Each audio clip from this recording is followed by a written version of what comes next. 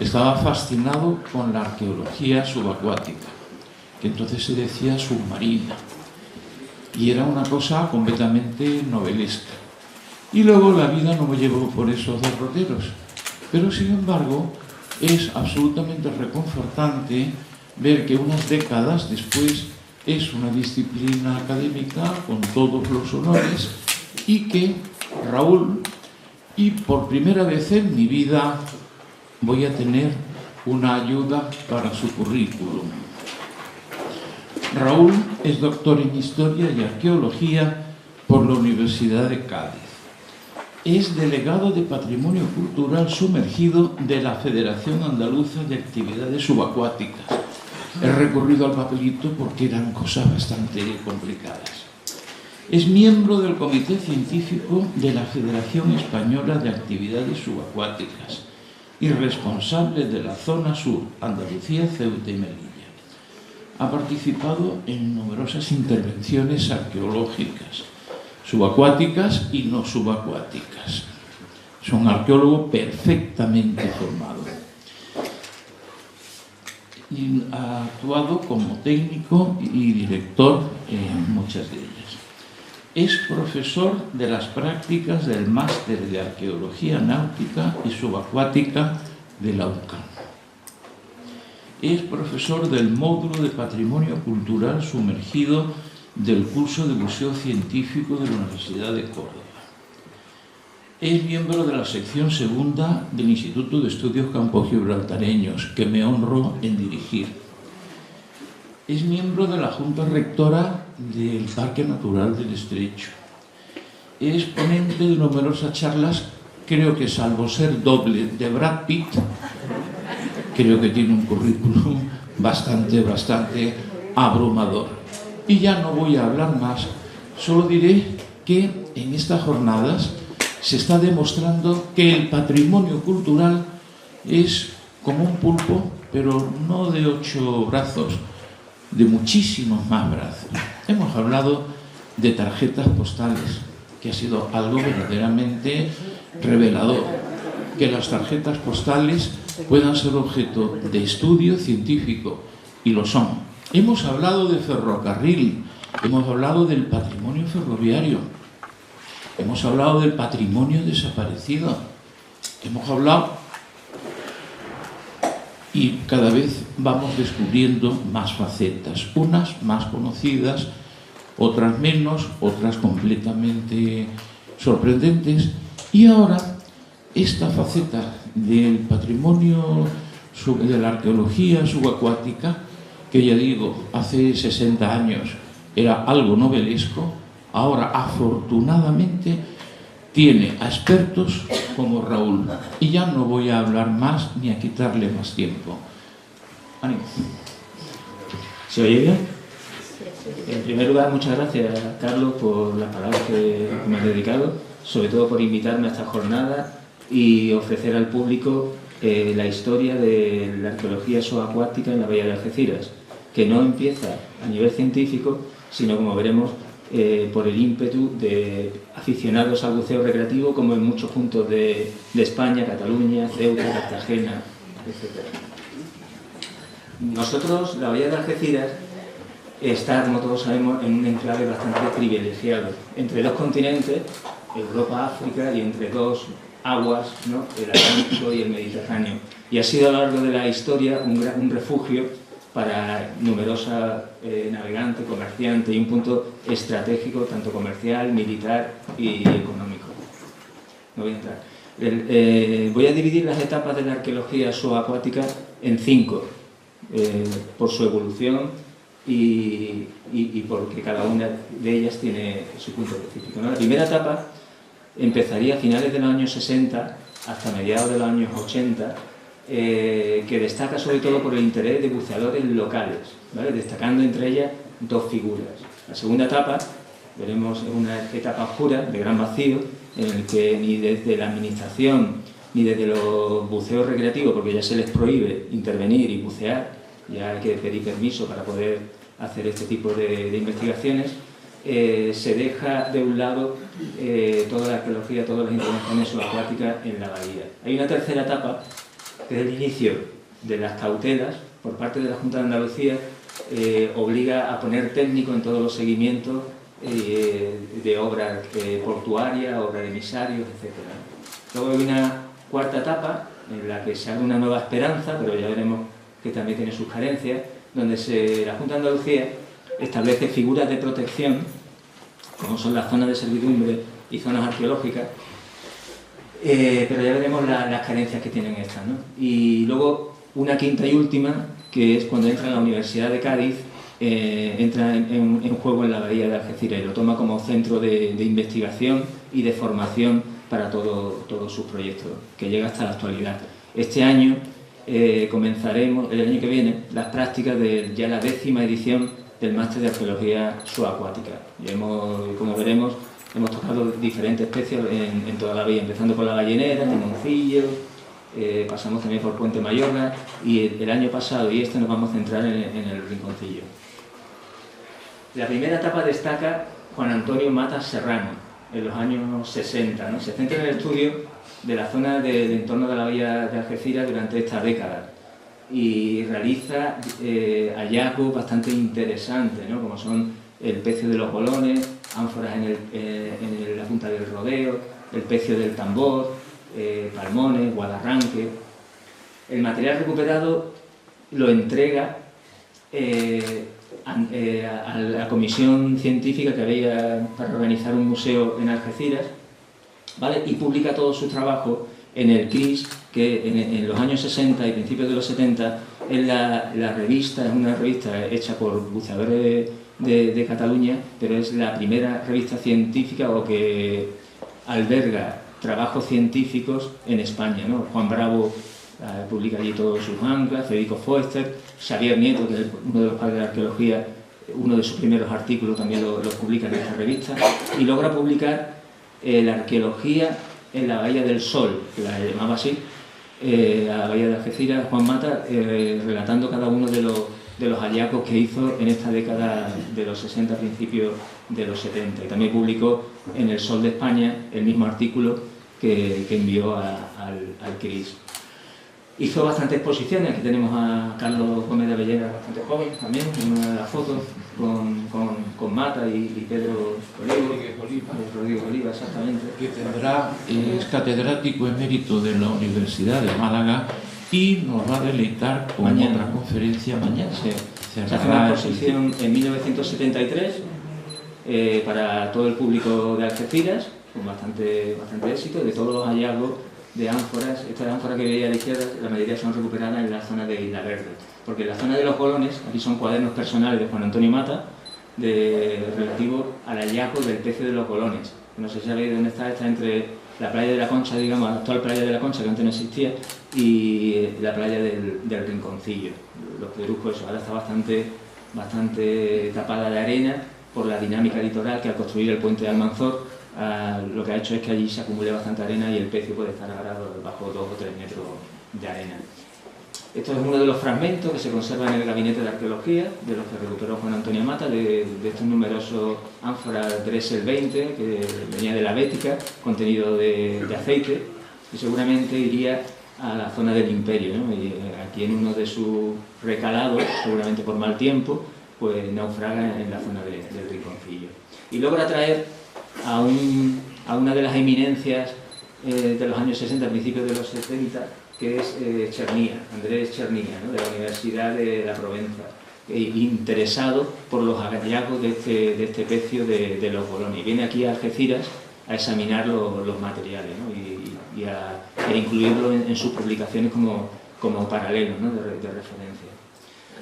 Aquí tenéis la carta arqueológica que él realiza, pues bastante meticulosa, donde destaca aquí la zona de los pecios de los bolones, la zona de Isla Verde, también documenta hallazgos en la zona de Rinconcillo Palmones y en la zona de la Perla, lo que estáis viendo aquí abajo del todo. Él no utilizaba botellas, era un pescador en apnea, la dificultad que eso conllevaba, ¿no? También para la extracción de los materiales. En esta misma primera etapa hay que destacar a otro gran pionero de la arqueología subacuática, como es Félix Rodríguez Lloret, y un equipo de buceadores. Entre ellos destaca Antonio Sequera, que era jefe de bomberos hasta hace poco, que participó también bastante intensivamente en estas investigaciones, ¿no?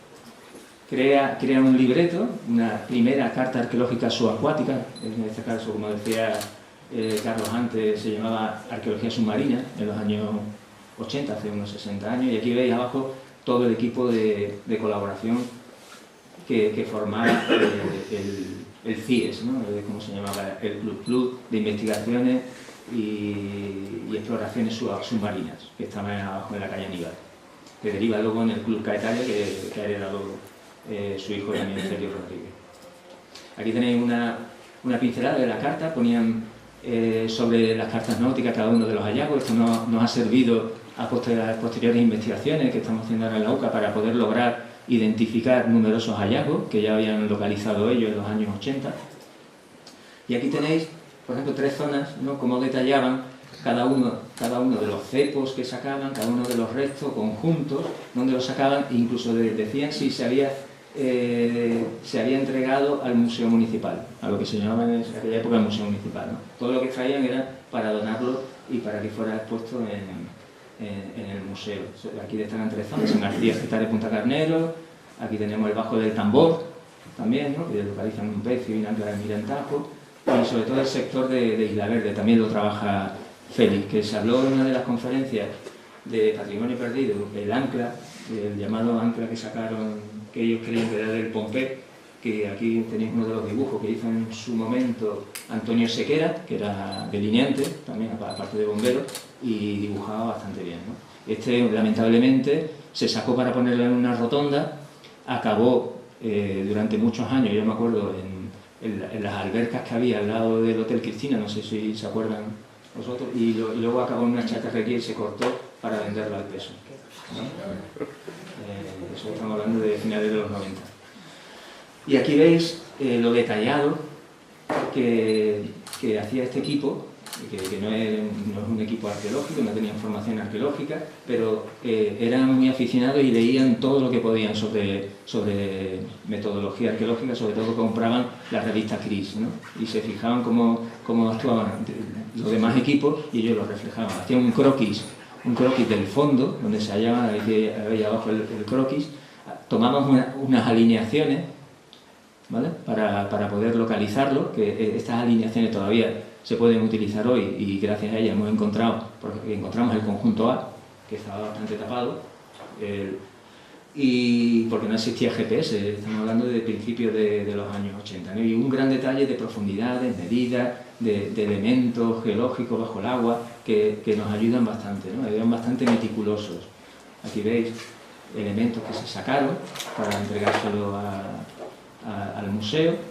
Como esta, aquí el hallazgo del cepo, utilizaban fotografías también para enriquecer el documento. Aquí tenéis otro detalle, ¿no?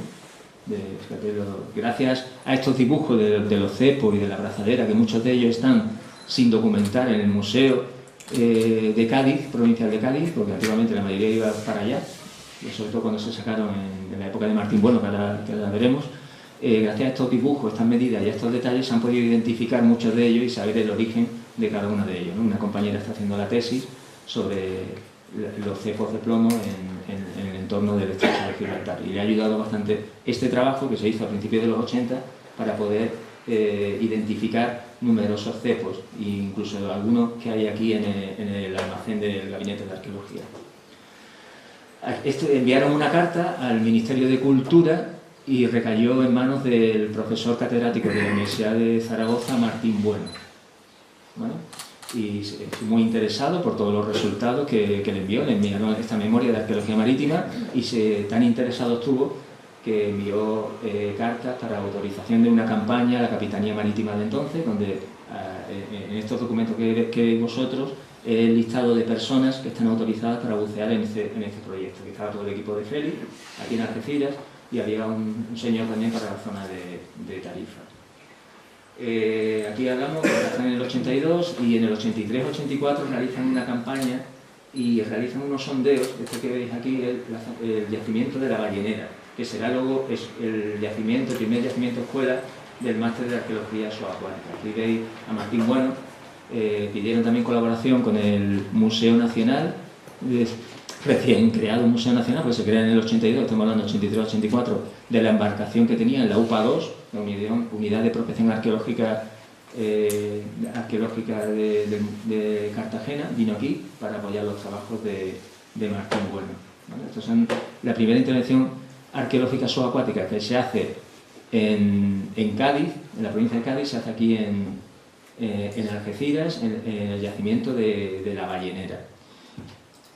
Aquí veis imágenes también de la manga de succión que utilizaron y Martín Bueno con una de las jarras que luego se extrajeron y están depositadas en el Museo Nacional. Aquí tenéis una foto que se ve bastante en la Isla de las Palomas, de una publicación que hace Martín Bueno, la pone del 70 y tantos y en la Ensenada de Bolonia, está equivocada, ¿no? Esto es de la época de principios de los 80, en la intervención y revisión de cepos que había en la zona de Timoncillo y Punta Carnero. Se abre una segunda etapa en 1985 y entre 1985 y 1995. ¿Qué pasa en 1985? Se aprueba la Ley de Patrimonio, ¿vale? La Ley de Patrimonio, que ya prohíbe cualquier intervención arqueológica sin permiso, ¿no? Se desarrolla un incremento en la ampliación del puerto, como ya veremos, ahora enseñaré un plano de cómo estaba el puerto en 1985 y como en el 2000, acaba en el 2000 cuando se crea el puente de Almanzor, ¿no? Y se hacen los rellenos del Saladillo. Pero hay numerosas obras entre el 85 y 95 y no hay seguimiento por parte de la Junta. En el 85 también se establece el traspaso de competencias, pero la Junta todavía no tiene ningún equipo ni todavía tiene ninguna norma o ley autonómica para exigir este seguimiento. Entonces se hacen numerosas obras sin seguimiento arqueológico. Y esta ley de patrimonio histórico prohíbe intervenciones sin autorización. Entonces, acaba con los grupos de buceadores recreativos, ¿vale? Para hacer prospecciones, porque ya están perseguidos por la autoridad. Aquí tenéis un plano de cómo estaría Algeciras, el puerto de Algeciras, en 1985, ¿no? Y veis numerosos rellenos hasta 1995. Pero en esta época hay una excepción, y es un grupo de la Universidad de Oxford, Mare y el Museo de Gibraltar, que se dedican a documentar el conjunto de cañones situados frente a rompeolas y a prospectar también la zona de Punta Europa. Estos cañones seguramente estén relacionados con las baterías flotantes para el gran asedio de 1782 de Gibraltar por parte de la flota española, ¿no? En el que se documenta también, está en numeroso material que se expone hoy día en el Museo de Gibraltar. En 1995 a 2008 se abre una nueva etapa. La Junta de Andalucía ya aprueba en el 93 el reglamento de actividades arqueológicas, pero hasta Algeciras no llega hasta el 95 la primera obra que hay un arqueólogo a bordo de una draga, ¿no? ¿De acuerdo? O se hacen las primeras prospecciones ante un emisario. Pero ¿qué pasa? Que todos estos seguimientos entre 1995 a 2008 no hayan ningún yacimiento nuevo, ¿vale? Todos son controles negativos. Yo termino mi etapa del Museo Nacional de Arqueología Subacuática en Cartagena en 2001 y en 2002, 2003 y 2004 tengo dos obras, entre esos años tengo dos obras aquí en la Bahía de Algeciras. La primera, 2002-2003, establezco un método que todavía no se había hecho aquí en la bahía, que son los sondeos subacuáticos. No se habían hecho nunca sondeos subacuáticos en obras de seguimiento en Andalucía, en ningún punto de Andalucía. Entonces yo solicito, porque veo, estamos hablando de la zona de la colonia de Puente Mayorga, donde estaban las casitas, donde estaba la Ponderosa antigua, de lo que es la línea de costa, veo yo que en la playa hay numeroso material y le exijo al jefe de obra, que estamos hablando de la central del ciclo combinado NGS, que es necesario establecer unos sondeos para evaluar el yacimiento, la extensión y sobre todo la profundidad de los hallazgos, ¿no? la potencia, en este caso. Me los aprueba, yo solicito al CAS, en este caso, que es el que tenía los inspectores, 12 sondeos para poder establecer, 9 eran en agua y 3 en la línea de costa, y solo me aprueban 3, ¿vale?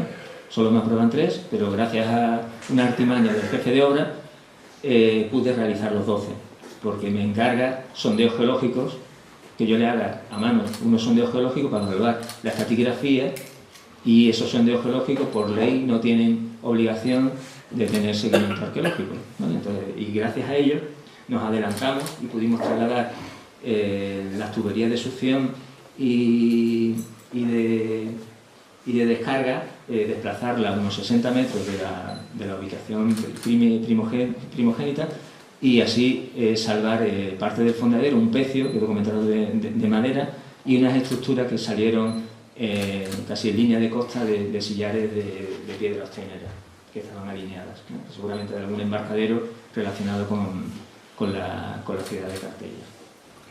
Y a partir de ahí, en 2004, hay una jornada de arqueología, la primera jornada de arqueología del campo de Gibraltar. Claro, yo estoy en 2 obras y el equipo mío en 2 obras.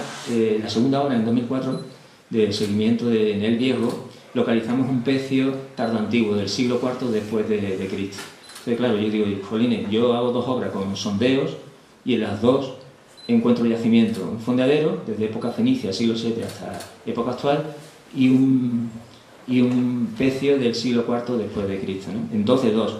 Y sin embargo, en esta época, estamos hablando del 95 hasta el 2004, que es donde yo denuncio en esta jornada, no se ha documentado en ninguna obra se documenta ningún yacimiento, ningún hallazgo así importante.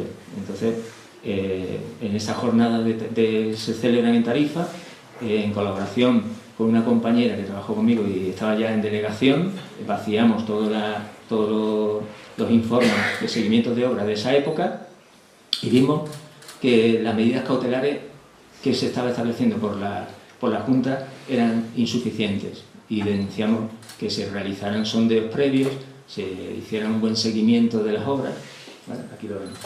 Hicimos un diagnóstico, ¿vale? En las que denunciábamos eso, que las medidas cautelares hasta el momento habían sido insuficientes porque no daban resultados científicos. Una necesidad de hacer sondeos, ¿vale?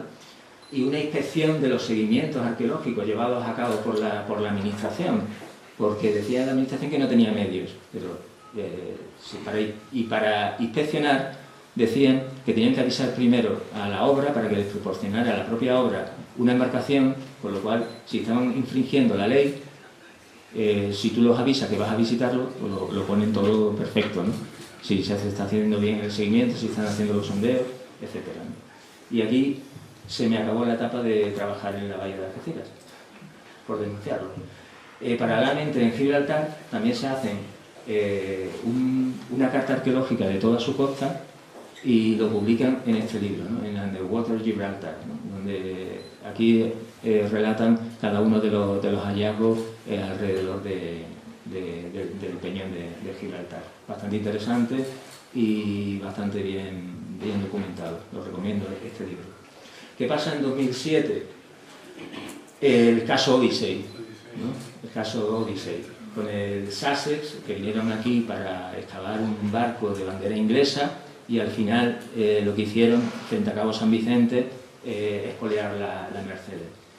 Esto trajo sus cosas malas y sus cosas buenas, porque esto supuso que la administración aportara dinero para la protección del patrimonio cultural subacuático. Hubo tan revuelo mediático que se pusieron de acuerdo 3 administraciones para hacer un plan de protección del patrimonio cultural subacuático. En este caso la Central, Cultura y Defensa, y las autonómicas, ¿no? También en esta cuarta etapa es cuando la Junta de Andalucía establece estas zonas de protección, que son las zonas de servidumbre arqueológico. Como veis, toda la bahía es zona de servidumbre arqueológico. Esto es una protección la cual quiere decir que aunque no se hayan encontrado restos arqueológicos, se prevé que vaya a haber restos arqueológicos, con lo cual se supone que las medidas cautelares son más estrictas que en cualquier otro sitio que no tenga esta protección. En el campo de Gibraltar tenemos la Ensenada de Bolonia, la isla de Tarifa y Bolondo, la desembocadura de Guaira, de allí de zona de Sotogrande.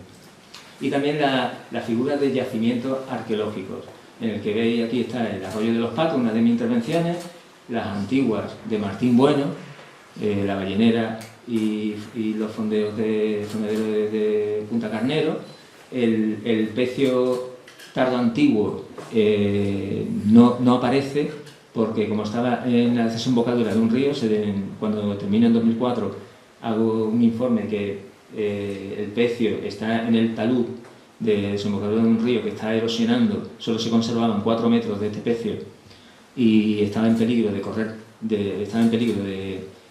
desaparecer por estas riadas. Al final, cuando se hace una intervención en 2007, 3 años después, en el punto en el que debería estar este pecio, ya no está, se lo ha llevado toda la corriente, ¿vale? Por eso no aparece aquí como yacimiento arqueológico. Pero como veis, desde los años 80 hasta el 2009, solo aparece un yacimiento en toda la bahía de Algeciras, nuevo, que es el fonedero de Arroyo de los Patos, ¿no? Con la riqueza patrimonial que tiene Algeciras.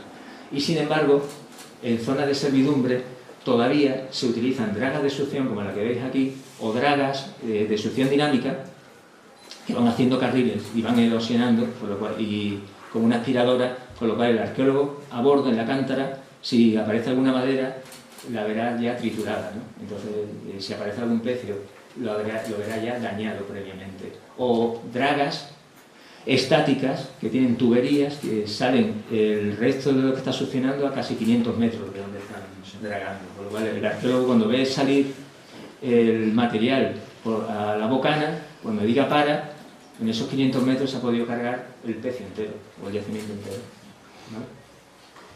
Así que por eso digo, entonces, ante esta situación y documentando que las medidas cautelares en una zona de servidumbre, que se supone que es una protección de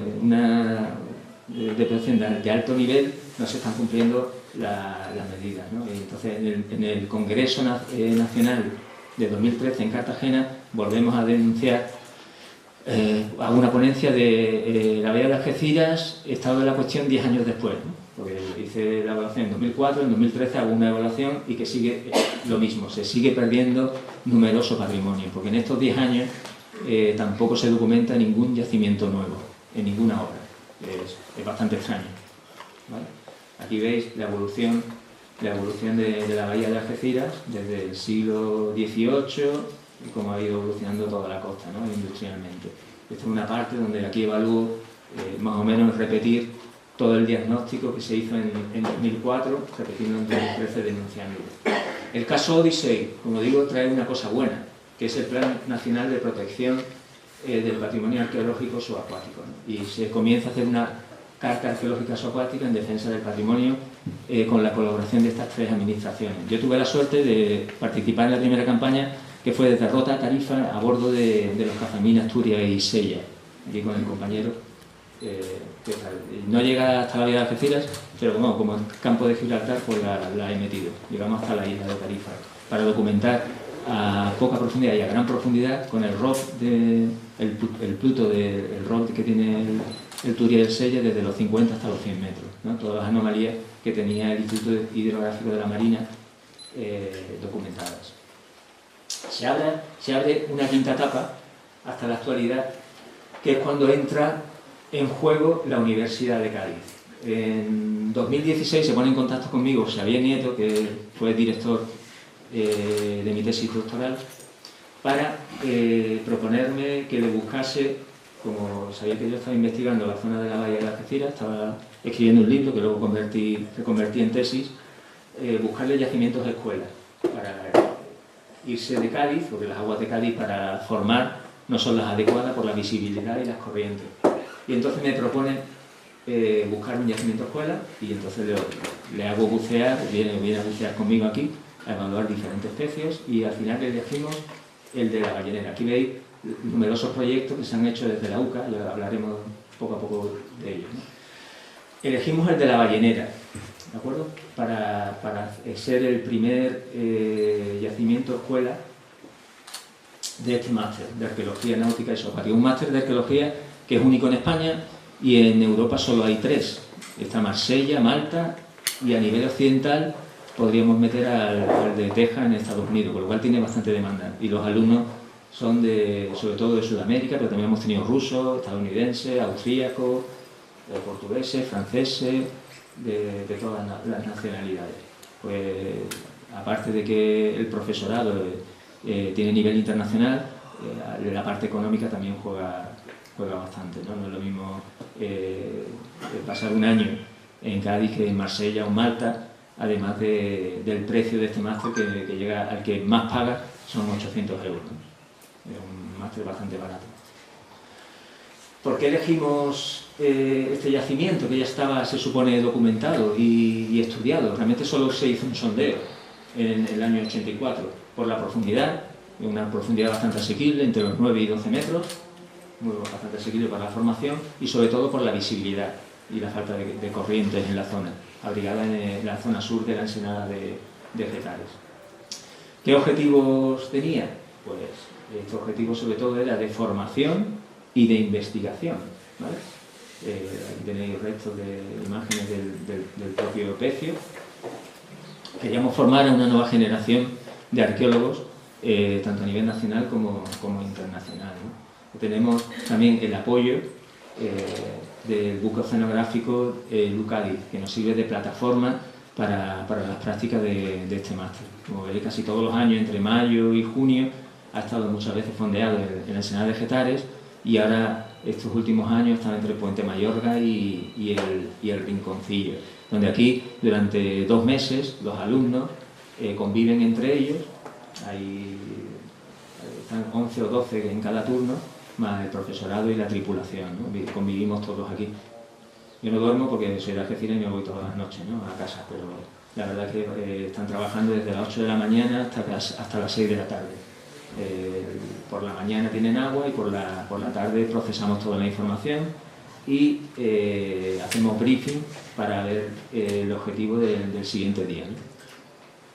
Aquí veis si tiene estructura la ballenera de madera, que no se encontró y no se documentó en épocas de Martín Bueno, y aquí veis varios cuencos de marmorizada, uno encima de otro, in situ, ¿no? ¿Vale? Para que haga bastante información. Y gracias a la investigación y al máster hemos intentado que todos los TFM, todos los trabajos fin de máster o trabajos de investigación por parte del alumnado, la línea de arqueología subacuática, estén centrados en la investigación de los pecios que tenemos aquí en la bahía, ¿no? Aquí veis algunos de los trabajos que se han hecho relativos a la ballenera. Este es un compás de artillería que hemos encontrado un paralelo en un tratado pisano de finales del siglo XVI, estamos hablando de 1590, estamos hablando de que la ballenera es un pecio de 1500, ballenera 1, 1590, porque el equipo de Félix en los 84 lo dividió entre conjunto A y conjunto B, pero cuando hizo la intervención Martín Bueno los unificó como si fuera un mismo pecio. Pero las investigaciones que hemos realizado desde 2017 hasta 2021, que fue el último año que estuvimos trabajando en la ballenera, ya podemos hablar de ballenera 1 y ballenera 2, porque el otro es un barco de principios del siglo XVI, seguramente de origen inglés, porque hemos encontrado uno de los lingotes de plomo, el sello Tudor, de Enrique VIII, y no tiene nada que ver, ¿no?, la cerámica que tiene uno y con otro. Y probablemente tengamos un ballenera 3, que no hemos logrado localizar el foco, pero aparece bastante material púnico. Aquí tenéis ballenera 2, que uno de los TFM que se realizó, en vez de extraer las piezas, se intenta digitalizar y analizar cada una de las piezas. Estos son falconetes de principios del siglo XVI. También se han hecho TFM para su estudio, la digitalización. En torno a mi tesis, Felipe, que es el coordinador, Felipe Cerezo, después de que se jubilara Xavier Nieto, que fue el primer coordinador de la línea de arqueología subacuática, Felipe y yo montamos el proyecto Heracles, que es el objetivo de hacer una carta arqueológica de la bahía de Algeciras, carta arqueológica subacuática, teniendo como base los trabajos que había hecho yo en mi tesis, ¿no? La documentación bibliográfica y la documentación en campo, ¿vale? Aquí tenéis, por ejemplo, un ejemplo de frente al Botavara y del Botavara hacia Algeciras, que en nada de terreno, estos son 200 metros lineales, tenemos hasta 1, 2, 3, 4, 5, 6 y 7 pecios, ¿no? Esta zona la marco en rayas porque lo que aparece es material de época almohade, pero no se ha encontrado lo que es el núcleo, seguramente esté bajo bastante tierra, porque aquí los pecios que tenemos aquí, tanto el 6 como el 7 y el 5, son de época de principio del mediado del siglo XIX. Los más antiguos serían estos dos, que son del 17, principios del 18. ¿Vale? Aquí tenéis el 4, que ahora veis una imagen, que estaba en zona intermareal, que fue documentado y fue en su día comunicado a la administración competente, en Delegación de Cultura. Parece que es una especie de falucho del siglo XIX, principios del XX, que es bastante interesante, aquí tenéis fotos, realizadas por el compañero Francisco José Pérez Escribano, que nos dábamos muchas veces nuestros paseitos, estamos hablando del 2016, donde se comenta aquí la carlinga de este falucho que estaba en zona intermareal, en la zona de lado. Esta es una foto ya de cómo estaba en 2017 y cómo la delegación de playas se lo carga, porque lo ve un peligro para los bañistas y lo acumula como leña, ¿no? Se lo termina cargando. Esto es falta de comunicación entre administraciones, porque la Junta de Andalucía sí tenía comunicación, la Delegación de Cultura, sin embargo el Ayuntamiento, seguramente ante desconocimiento y como peligro, lo destruye. Aquí tenéis exposiciones que hicimos sobre el proyecto Heracles, numerosos yacimientos de fondeadero. Aquí destaca una Taifor nazarí que se encuentra en Puente Mayorga. Localizamos 150 puntos de interés arqueológico subacuático. ¿De tiempo? Vamos bien, vale. Aquí tenéis el trabajo de Heracles, de mi tesis, todos los pecios documentados de diferentes épocas, ¿vale? A lo largo de la costa del campo de Gibraltar. Y aquí noticias documentales de los naufragios, son más de 2000. ¿Vale? Tenemos 2000 reseñas en archivos y documentos sobre naufragios. Aquí veis un volumen enorme en el centro, y no es que estén todos aquí en el centro, sino que el dato bibliográfico dice Bahía de Algeciras, se hunde en la Bahía de Algeciras. Pues aquí tenemos cientos y no sabemos específicamente dónde, en qué zona, ¿vale? Habría que averiguar seguramente en alguna costa, en alguna zona de la costa, ¿no? Y tenemos aquí más de 2000 naufragios y accidentes documentados en la bahía, en el campo de Gibraltar, en la costa del campo de Gibraltar. Así que, ¿qué zona debería de tener cautela? Pues estamos viendo que toda, ¿no? Toda es susceptible, y la mayoría de los naufragios documentados son del siglo XVIII, XIX y principios del XX.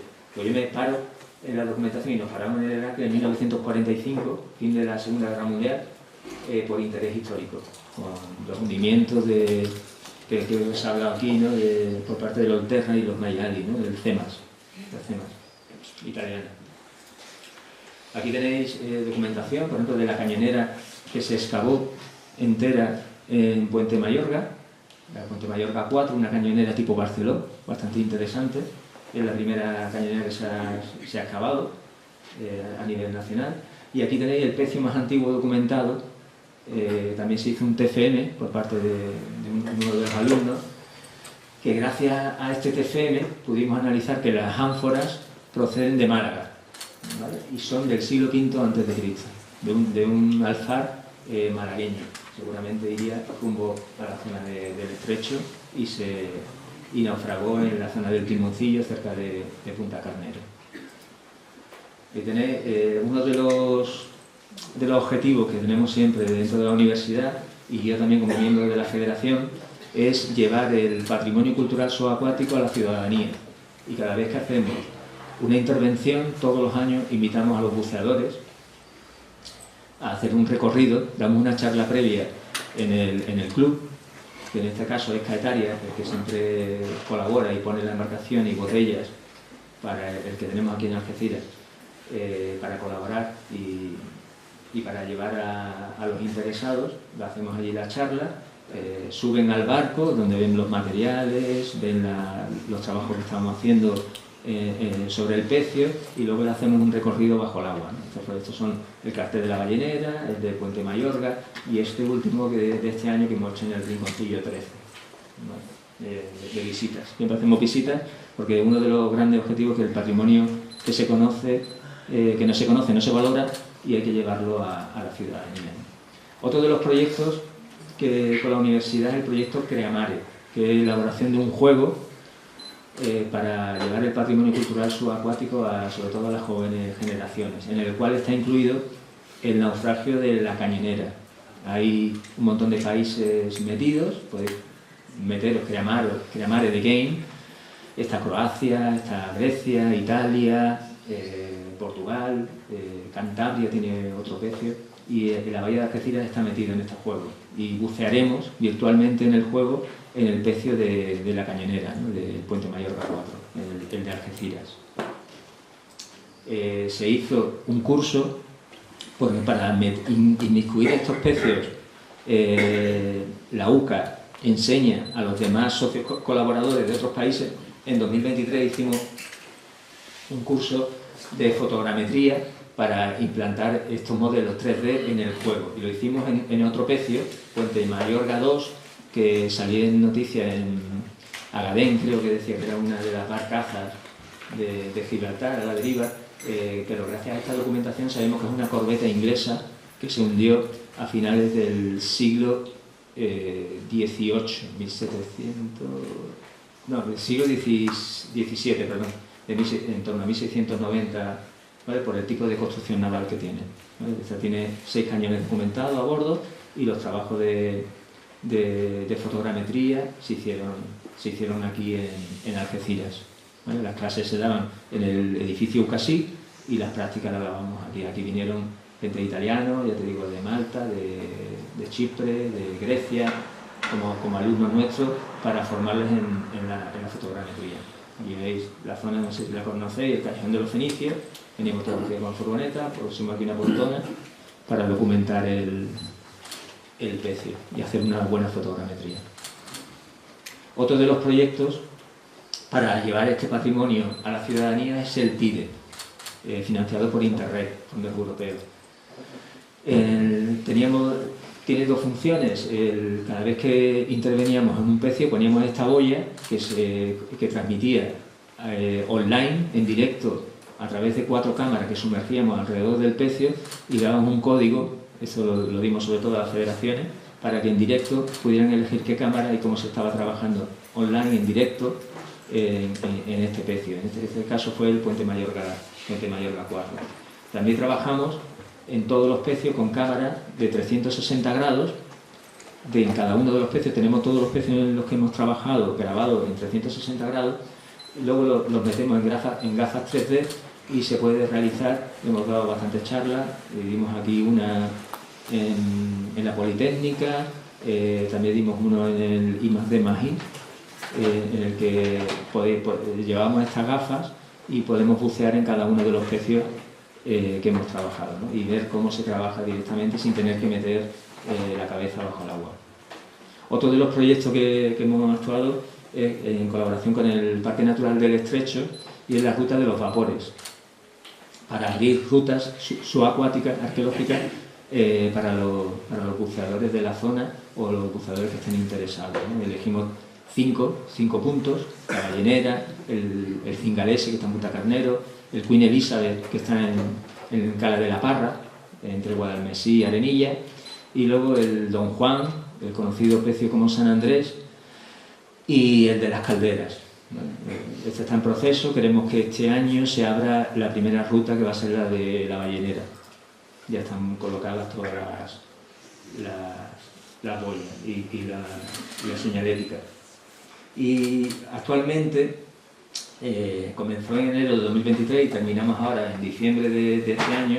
Estamos llevando a cabo el proyecto PORSUB, con subvención de Ciencias Marinas de la Junta de Andalucía, en el que se analizan 3 puertos, el de Algeciras, Sotogrande y Tarifa, para ver como casos de estudio de afección al patrimonio cultural subacuático, ¿vale? Sobre todo con tecnología geofísica, porque en Algeciras estamos trabajando de lo que son los 50 metros hasta los 300, 400 metros. Aquí hemos colaborado con la Armada, con el buque oceanográfico Malaspina, estuvo aquí haciendo trabajos en colaboración con nosotros aquí en la bahía de Algeciras, en el año 2023 creo que fue. Y nada, muchas gracias a todos.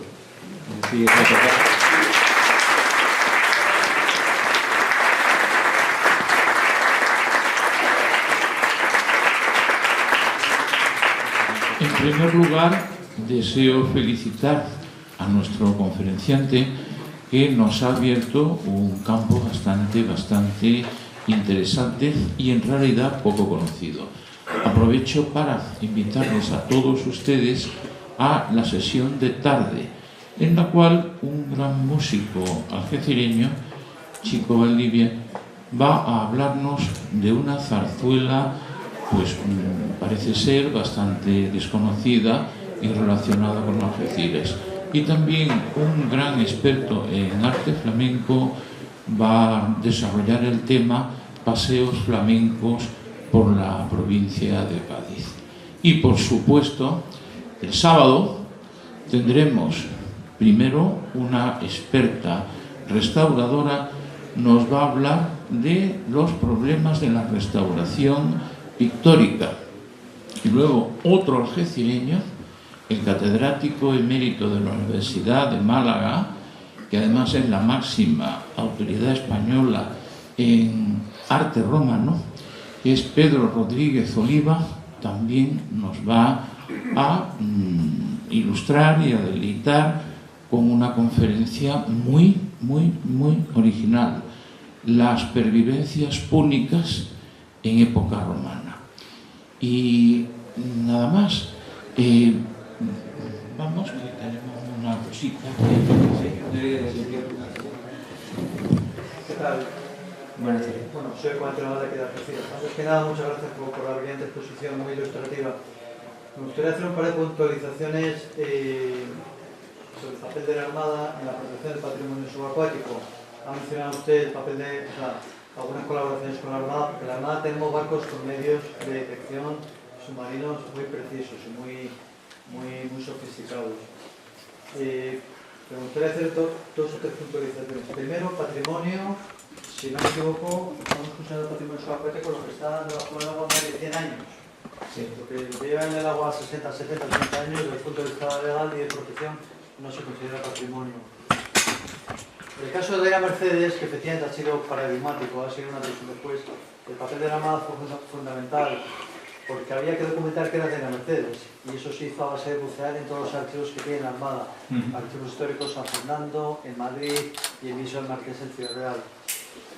Y lo último que quiero decir, que es importante, es que la Ley de Navegación Marítima otorga competencias a la Armada sin menoscabo de las competencias de la Administración Central y de la Comunidad Autónoma, por supuesto, en el caso de los precios sobre buques de Estado. La Armada tiene asignada la protección de los precios de buques de Estado. Buques de Estado, por si alguien no lo sabe, son los buques que han pertenecido a la Administración. A día de hoy un buque de Estado sería un buque de la Armada, un buque de la Guardia Civil, un buque de aduanas, un buque de salvamento marítimo. Antiguamente serían los galeones, serían buques de Estado. Entonces el mensaje que me gustaría transmitir es: para actuar sobre un buque de Estado hay que pedir permiso a la Armada, sin perjuicio de las competencias de la Comunidad Autónoma. Uno, si quiere bucear porque es aficionado al buceo, donde hay un pez o un galeón, o de la cañonera, tiene que pedir todos los permisos que hagan falta. Capitanía Marítima, seguramente, por supuesto, a la Comunidad Autónoma y a la Armada. ¿De acuerdo? ¿Por qué? Porque es un buque de Estado y tiene una protección especial que está atribuida a la Armada. Creo que Sí. simplemente hacer esa puntualización. Incluso un buque que no sea perteneciente o matrícula, digamos, de la Administración o de la Armada, si en ese momento está haciendo funciones de colaboración de una misión militar, también es considerado como bandera. Y luego cabe la posibilidad de que alguien no sepa si es un buque de Estado o no, pero ante el mínimo indicio, pues también hay que notificarlo como sea a la Armada y CDA en contacto con los expertos de la laboratorio. Nosotros colaboramos mucho con el Instituto Geográfico Marítimo de la Armada, estuvimos aquí con el Malaspina haciendo prospecciones geofísicas en la bahía. Perfecto, muchas gracias, muy amable. Perdona, yo te iba a preguntar, habla de, que yo no sé lo que ibas a decir, de la ballenera, el pecio, Sí. los varios pecios que parece que hay, ¿esos de qué época son? Pues la ballenera hay tres, o sea, dos y un índice de un tercero. El más conocido es ballenera 1, que tiene un cargamento de cerámica procedente de la zona de Génova, de los marinos genoveses. Cerámica de la Liguria y cerámica de Pisa, que son la típica esgrafiada, la marmorizada y la típica de Montelupo, que está hecha por los mismos artesanos, artistas renacentistas, ¿no? Por lo cual tienen motivos muy bonitos, florales, de animales, una cerámica que no es de lujo, intenta imitar a la de lujo en ese momento, que son los cuencos de mármol o la cerámica china, pero que está destinada a una burguesía incipiente en la época. Es un buque mercante que viene de Italia, seguramente con rumbo a Cádiz, para distribuirlo en el mercado del norte de Europa y de América. Luego hay otro pecio que sería el conjunto B, documentado en los años 80 por Félix, y que no supo identificar en ese momento Martín Bueno, porque lo unió, de un buque militar o corsario, porque estamos hablando que solo tiene material militar, como son, pero es de origen inglés seguramente, por la tipología de las palas enramadas, de las palanquetas también, y de estos falconetes. También tiene unas cajas metálicas vacías que seguramente tenían documentos, se están analizando, y sobre todo los lingotes de plomo que se utilizaban sobre todo para luego fundir y sacar balas de plomo. Y un tercero, que es una acumulación de cerámica púnica, seguramente del 2-3 a.C., pero no hemos localizado todavía el foco. Esto tiene una problemática bastante grande, porque para poder documentar el ballenera 1 y 2 y el de Timoncillo tuvimos que quitar bastantes piedras, porque la dinámica marítima lo que hace es tapar, romper, la orografía subacuática de aquí va por lajas y la erosión va quitando los materiales blandos, los duros quedan al aire y caen sobre el yacimiento. Sí, estamos hablando de que desde el siglo XVI, finales del siglo XVI, hemos tenido que quitar piedras encima del yacimiento más grande que esta mesa, con globos, pues en el siglo V a.C., imagínense, y de época púnica, pues tendríamos que quitar un montón de piedra para intentar localizar el núcleo del ballenera 3. Se llama así por la cercanía de una factoría ballenera, que se inaugura en 1921. ¿Vale? Pero no tiene nada que ver con la ballenería. ¿Se verá el nombre? Yo quería hacer una pequeña pregunta, más bien que hicieras una aclaración. Has hablado de balas enramadas. Sí. ¿Podrías hablarnos de su morfología y su función? Están las palanquetas, que es la unión, digamos, de dos balas de cañón por un hierro o unas cadenas. Las palanquetas se llaman las balas grandes para cañón, y las balas enramadas son pequeños balas de mosquete unidos por un hilo de cobre, ¿vale? Que son para mosquete. Y la función de las enramadas para las velas, efectivamente, para desarrollar en el aire, tenían distintos diseños. El más sencillo es lo más parecido a una pesa de esta de halterofilia, enteramente eso, y diré que han aparecido en excavaciones terrestres en Algeciras, en la línea de la Concepción, en las excavaciones del fuerte de Santa Bárbara. También diré que el falconete que ha salido es una pieza verdaderamente emocionante. Son dos mejor. Diferentes. Una pregunta, ¿se puede decir que están in situ funcionando? Están in situ, sí. Una maravilla. Tenemos otro falconete que apareció en la línea de la Concepción, no en la línea, sino más al norte, y que se conserva en el museo, incipiente museo, que está asociado al archivo histórico de la línea. Adelante.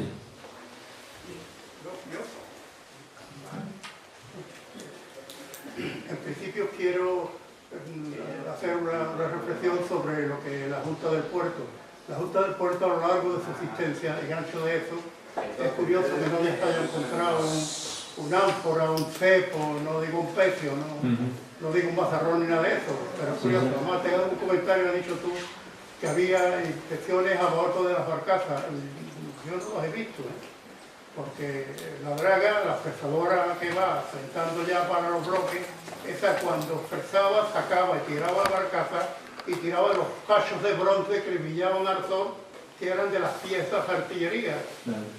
¿Me explico, no? Sí, sí, sí. Picadas, piezas de artillería picadas. Entonces, eso, es curioso que la Junta del Puerto ha tenido toda su vida muy mala suerte para no encontrar algo arqueológico interesante, o muy buena suerte que la ha tapado. Yo quería añadir que a principios de los años 80, en los dragados intensos que se hicieron en la dársena más cercana a la desembocadura del río de la Miel, era una draga de succión y los materiales se llevaron a la dársena del Saladillo para rellenarla. Entre esos materiales había una cronología impresionante. Había desde piezas de cerámica, podemos llamar republicana romana, a cerámica ya del siglo IV. Pero lo impresionante, que pone los pelos de punta, es que había una cantidad enorme de material de construcción. Había incluso opus igninum, que es este mortero revestido de piezas de cerámica que utilizaban los romanos para sus obras hidráulicas. Y uno dice, bueno, de acuerdo que aparezca cerámica, puede ser procedente de naufragios, pero ¿por qué apareció tanto material de construcción a X metros de profundidad? No hemos encontrado una respuesta. Y ahora ese material, salvo algo que se pudo recuperar, está en la dársena del Saladillo, por supuesto triturado y tapado por las obras que se han hecho allí. Entonces no había el menor control, ni legislación, ni nada de nada. Perdona. No, sí, es que ha habido una falta de medidas cautelares que hayan sido adecuadas, como ya se ha denunciado, ¿no?, aquí en la exposición. Hoy día, bueno, gracias a los trabajos de la universidad, en la que tengo suerte de colaborar, se están documentando bastante zonas y mandando a la conserjería, pero bueno, todavía se siguen haciendo atropellos, porque si no hay dinero tampoco, la falta de dinero, y siempre cuando hay falta de dinero es cultura, sanidad, lo que más afecta, ¿no? Pero bueno, estamos intentando con la UCA también colaborar directamente con la autoridad portuaria para intentar cambiar esta dinámica, ¿no? Aquí traigo, mira, fotos de lo que sería la ballenera. Esta así como la encontramos, o sea, la ballenera, no, perdón, Puente Mallorca 4, cómo la encontramos. Vale, una geofísica, que aquí también estuvo compañero del Instituto de Hidrográfico de la Marina de Cádiz, colaborando, cómo queda una vez después de excavada, ¿vale? Y lo que se encuentra, parece que no hay nada bajo el agua.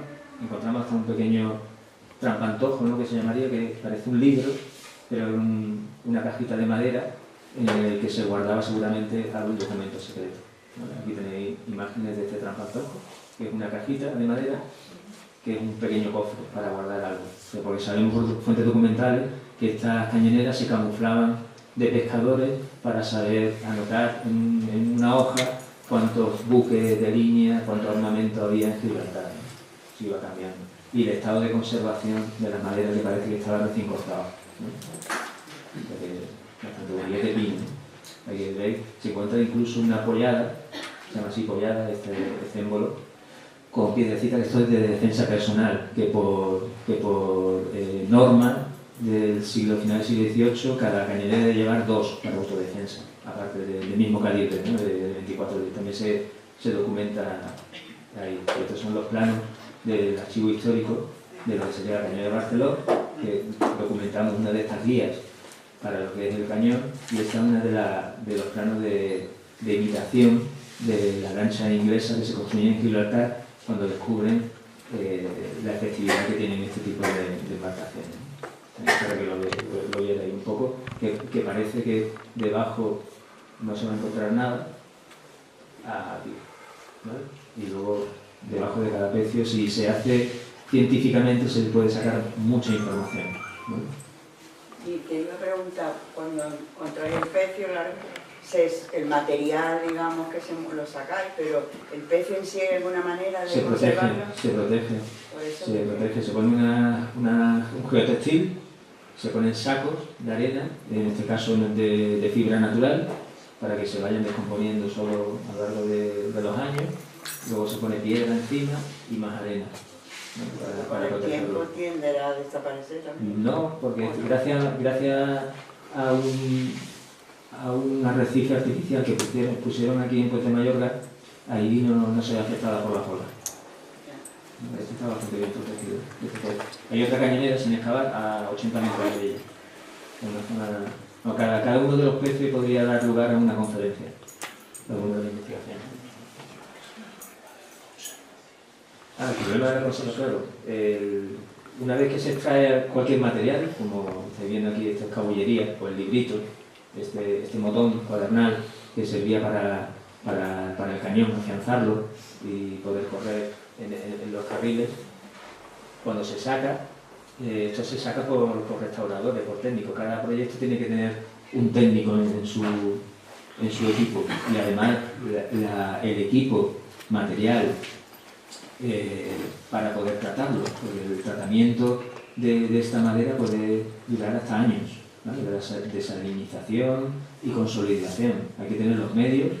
Cuando se decide extraer algo, es porque se puede justificar esa extracción por los medios de conservación y por su interés arqueológico, y que se pueda perder. Claro, esta escabullería, si lo dejamos allí, seguramente se deteriore. Son elementos orgánicos, además que no hemos encontrado, de este tipo, por ejemplo, de trampantojo, de librito, no hemos encontrado ningún paralelo, ¿vale? Es bastante interesante, para que pueda luego ser expuesto en un museo. Ahora mismo está en los laboratorios de la Universidad de Cádiz, en tratamiento todavía, para su posterior consolidación y en definitiva, para su posterior exposición en el museo. El tratamiento es bastante costoso, sobre todo por el tiempo. ¿Cuáles son los restos más antiguos que se han encontrado? Los restos más antiguos, lo he dicho, es el pecio del Timoncillo, que es del siglo V antes de Cristo, ¿vale? Este tipo de ánforas que estaban producidas en la zona de Málaga, ¿vale? No sé si está por aquí. No creo que me lo he pasado ya. Es un cargamento de ánforas de la misma tipología, y gracias al TFM que hizo uno de los alumnos, trabajo de fin de máster, sacamos algunas muestras, le hizo analíticas de procedencia de la arcilla y localizamos el horno en la costa malagueña, o sea que tiene paralelos. Gracias también a otros trabajos, tenemos otro pecio del siglo II, que es el anclote, también lo hizo una de nuestras alumnas, y sabemos de la procedencia de Puerto Real, son de la tipología Puerto Real 1. Bastante interesante. Animamos siempre a los alumnos a hacer trabajo sobre los pecios que tenemos aquí. Este ánfora, este tipo de ánfora, ¿vale? De tipo púnico. Lo que llamáis cepos, que son anclas. Los cepos son parte de un ancla. Es una parte que su función es que las uñas se claven, ¿vale? Porque si el ancla con las dos uñas, si no tuviera el cepo, caería plano y no agarraría, arrastraría. Entonces se le pone en nivel transversal, por lo cual tiene que caer una de las uñas, cae y clava. Esa es la función del cepo. El cepo, tenemos cepos documentados desde época fenicia, en el Mazarrón 2. Se localiza una, de la más antigua localizada, en el siglo VII a.C. Y actualmente se utilizan todavía anclas con cepo. Las más conocidas son las del Almirantazgo. Y entonces nos preguntamos por qué aparece el cepo y no el resto del ancla. y es muy sencillo. El cepo es de plomo y el resto del ancla era de madera muy sólida. Y tenía unas uñas, generalmente de hierro, que han desaparecido.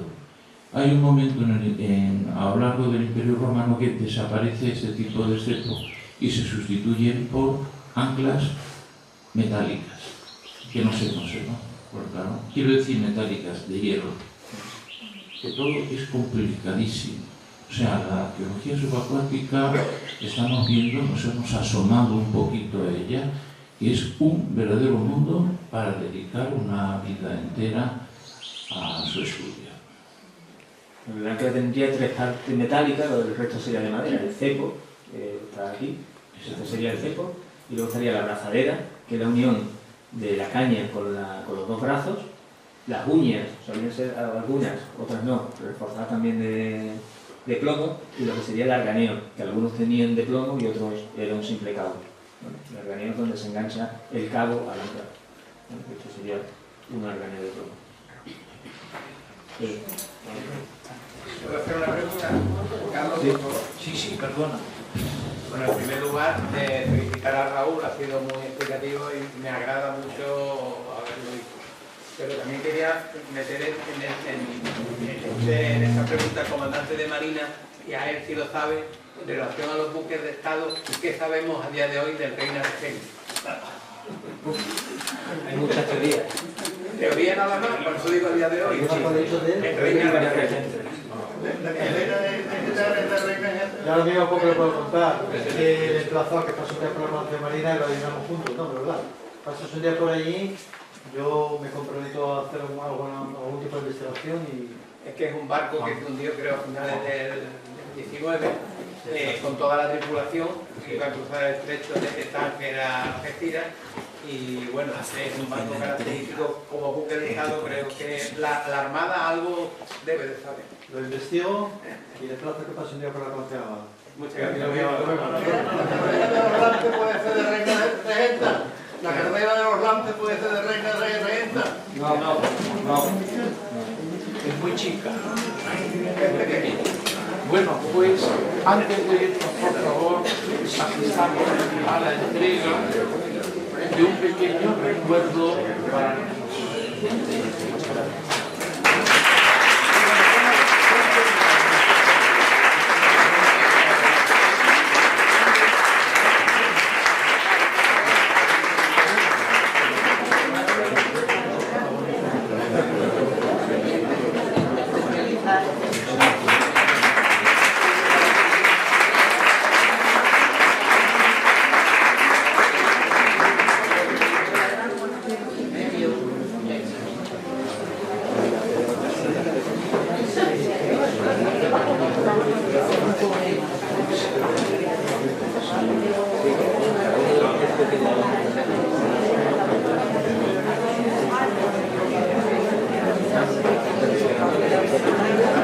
Sí, ahora te he mandado el